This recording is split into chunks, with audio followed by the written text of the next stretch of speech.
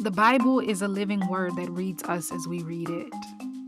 It's a person, a voice that proves that time is not linear, as one sentence can confirm the past, guide the present, and declare the future. You are here. I am here. He is here. We are here right now. In the tomorrow of yesterday and in the yesterday of tomorrow, I thank you for joining today. So we're back. Thank you so much for joining once again. In our last episode, we talked about how Joshua led the Israelites across the Jordan River by this act of God, literally, and they were able to cross the Jordan River on dry ground. And afterwards, they were given instructions to go and march around the town of Jericho for 7 days before shouting the walls of Jericho down. So the Israelites, they went in, they conquered the city, and they were given very strict instructions to destroy everything and to not actually take anything from the spoils or plunder. And they were supposed to only take the silver, gold, bronze, and iron.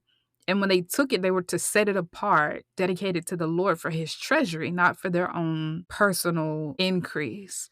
And so they went in, they conquered Jericho, they destroyed it, they spared only Rahab and her family because of her act of kindness to the spies. And then they celebrated because they had this major victory.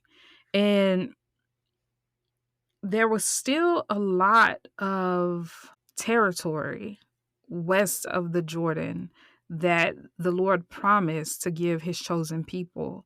And so now the people are on this quest to go and to destroy all of the inhabitants of this land so that they can conquer territory and settle in the land that God promised them.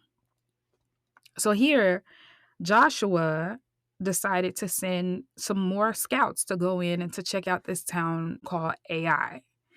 And when the guys went in and they scouted out the land of Ai, they reported back to Joshua and they're like, yo, we peeped out the town. This one's going to be an easy win for us. So you don't even really need to send a lot of guys in. Matter of fact, you can sit this one out. We only need maybe 3,000 at the max to be able to take over this land. And Joshua sent in 3,000 Israelite men to go and attack Ai. And the men of Ai actually whooped them and sent these Israelite men back running. And they actually killed about 36 of the Israelite men. So the Israelites were shook. They were distraught. They were paralyzed with fear because they're like, hold up. Clearly the math ain't mathing because we thought it was going to be an easy win. And if we actually ended up getting beat by somebody we thought we were going to whoop, how in the world are we supposed to take these larger territories with giants and armies and all of that? And so the Israelites were terrified. They were scared to move forward. They were discouraged and they didn't want to make any more moves.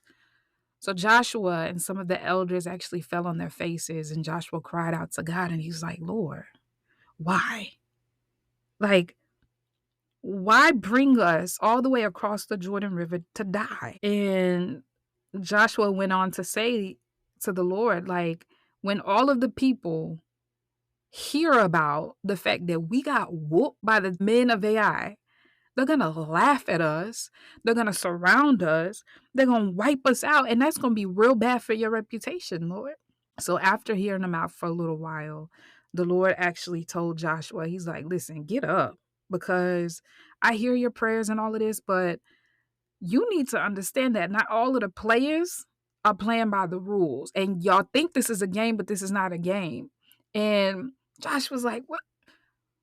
We don't think this is a game. Like, what are you, Lord, what are you talking about? And the Lord let him know, he's like, listen, somebody in your camp stole some of the items that I said was to be set apart and dedicated to me or to be destroyed. And Joshua was like, all right, okay. So he was ready to correct the error. And the Lord let him know how. He's like, you need to get all the people, they need to be consecrated. And the Lord let him know, he's like, in the morning, I'm going to point out exactly who's at fault. And you need to make sure that you destroy him, because I need everyone to be obedient or everyone is going to suffer. And so the next morning, through this intricate process of elimination, this guy named Achan was pointed out as the one who stole from the Lord.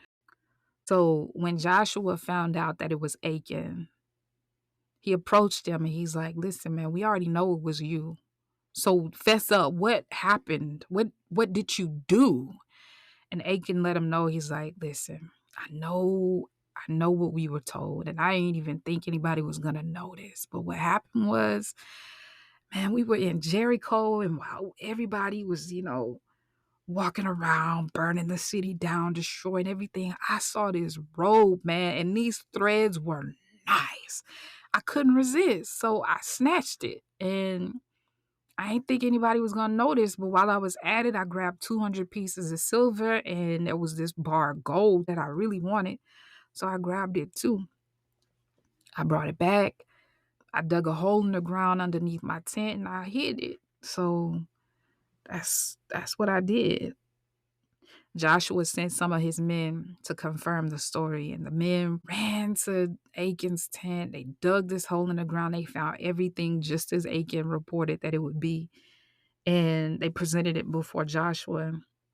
Joshua looked this guy in the eyes like, man, it's because of you that we were almost destroyed. 36 men died because of your sin, because you didn't want to obey a very simple instruction that God gave you.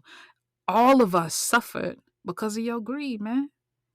And because of it, now we got to destroy you, because we can't even have that kind of mindset, that behavior just lingering in the camp, bro. So you going to have to die today. So all of the Israelite people took stones and threw these stones at Achan, his sons, his daughters, his livestock, everything that belonged to him was destroyed. So they all took stones and just started throwing them at him. And this is like the worst dodgeball game ever, because it's not rubber that they're throwing at these dudes with all of their strength and power. It is rocks. Like, they are throwing rocks literally at these humans, and they're just sitting there taking it from every angle and till they died, So they got stoned, and then they burned their bodies, and then they threw a heap of stones on top of their bodies. And that was like it was just like, okay, that act of destroying Achan and everything that belonged to him pacified God's anger. And he was like, all right, cool. Now it's settled. We good now. And after that, the Lord gave Joshua instructions. He's like, now that you've cleared the camp of the impurity that was lingering around because of this selfish guy who wanted to take from me, now you can go in and I'm going to give you the town of Ai. I'm going to make sure you get the leaders, the kings, the town, everything. Like, the land belongs to you. And while you're at it, if there's anything that y'all see that you want, you can have it. So Joshua let the people know, and they ended up coming up with a strategy to go in and to take this land of Ai. And so they did. Joshua selected 30,000 of his best warriors and came up with a strategy to lure the men of Ai away from the town. So while all the men of Ai chased a small group of these Israelite soldiers, they left their town unguarded and vulnerable, and they ended up running right into an ambush. So the Israelites prevailed, and they were victorious, and they whooped up on these men, and they ended up wiping every single one of them out. They destroyed everybody except for the king of Ai. And because they left their town vulnerable, the Israelites were able to go in and very easily just light it up, and they burned the city down. And the Israelites presented the king of Ai to Joshua, and Joshua took care of him. He actually ended up impaling him, and he finished him off. And so Israel was able to have this great victory, this redemptive victory over the town of Ai. And afterwards, they offered these offerings, these burnt offerings and these peace offerings to the Lord after Joshua built an altar and just worshiped God and showed him gratitude. And Joshua took some time to actually share the blessings and the curses that Moses had written long ago. And they had this time of victory. We're going to stop there for this episode.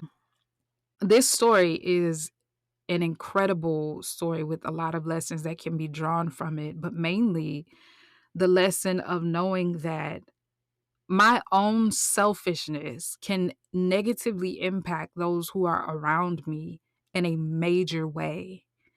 And I wonder if we being the body of Christ, believers of Christ, kingdom citizens, if we actually treated things with this level of sensitivity and ridding the camp, so to speak, of sin, because and it makes me think about the New Testament when the Lord talks about how a very little bit of yeast can expand the entire loaf. And the same is true here. If we make allowances for what we consider to be small sin or insignificant sins, or it's not really a big deal, nobody died, or we didn't, people actually will rank sin and they will consider some to be more severe than others. But if we actually considered any level of sin as yeast that could expand throughout the entire camp, it's like, well, if we let it pass here, we got to let it pass there, and we got to let it pass there. And before you know it, it expands throughout the whole camp. And then you have a whole nation of people who are selfish and feel like it is okay to disobey God, that it is okay to go after the things that are shiny and flashy and to just have what they want. I think it was a testament also of Achan's lack of faith in God, in his generosity, and in his provision. Because if Achan really knew God as a provider and as someone who is giving and loving, he wouldn't have taken it upon himself to take things for himself, because he would have known that God would have given it to them.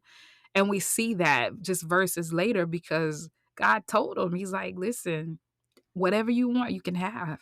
This time, when you take the land, if you see something you want, it's yours. And so we just have to trust and believe that God's way is the way, and He's not withholding anything from us. And so if we just trust and believe in Him, and even more importantly, to obey what He asks of us, whether we understand it or not, then we will benefit in that obedience. So anyway, I'll stop there, but I thank you again for tuning in. I hope that you enjoyed today's episode, and I would really love to hear from you. So please leave a comment, subscribe, like, share, and I look forward to our next episode if the Lord blesses me to record another one. Until then, bye for now.